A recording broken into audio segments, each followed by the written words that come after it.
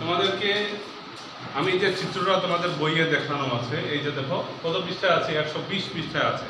চিত্রটাতে দেওয়া আছে যে 1000 ঘন সেন্টিমিটার সমান 1 লিটার, কিন্তু আবার এদিকে দেখা যাচ্ছে যে 10 সেমি 10 সেমি 10 সেমি। হ্যাঁ, তাহলে 1000 ঘন সেন্টিমিটার সমান যে 1 লিটার হয়, এটা আমরা দেখতে পাচ্ছি, কিন্তু সেটা কিভাবে, এটা কি তোমরা দেখতে চাও? অবশ্যই দেখতে চাও।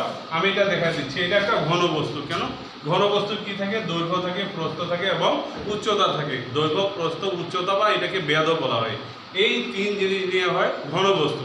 তাহলে যেহেতু ঘন বস্তু, তাহলে এটা কেমন করে এই 1 লিটার হচ্ছে? দেখো 10 সেমি 10 সেমি 10 সেমি। কিভাবে এই 10 সেমি থেকে 1 লিটার আসতেছে সেটা আমি তোমাদেরকে দেখাচ্ছি। দেখো, আমরা জানি ঘন বস্তু নির্ণয়ের সূত্র হলো দৈর্ঘ্য গুণন প্রস্থ গুণন উচ্চতা। তাহলে আমরা এখানে দৈর্ঘ্য গুণন প্রস্থ গুণন উচ্চতা লিখে ফেলি। দৈর্ঘ্য গুণন প্রস্থ গুণন হলো উচ্চতা। এই 3টা জিনিস দেওয়া আছে না? দৈর্ঘ্য, প্রস্থ আর উচ্চতা। দৈর্ঘ্য, প্রস্থ হলো এটা, আর এটা হলো উচ্চতা। এই 3টা জিনিস দেওয়া আছে।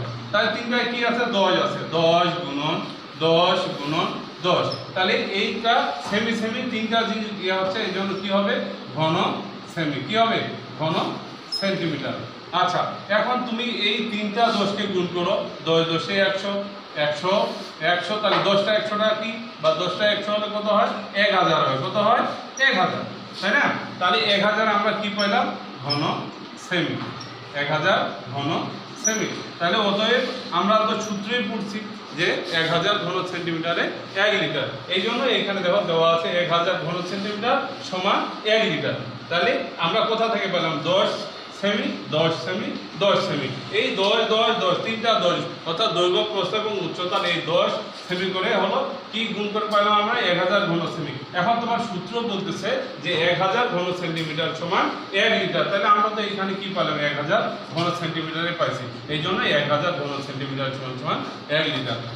অর্থাৎ আমাদের মনে রাখতে হবে ঘনবস্তু দৈর্ঘ্য, প্রস্থ, উচ্চতা, এই 3টা জিনিস। এবং 10 10 10 করে আছে।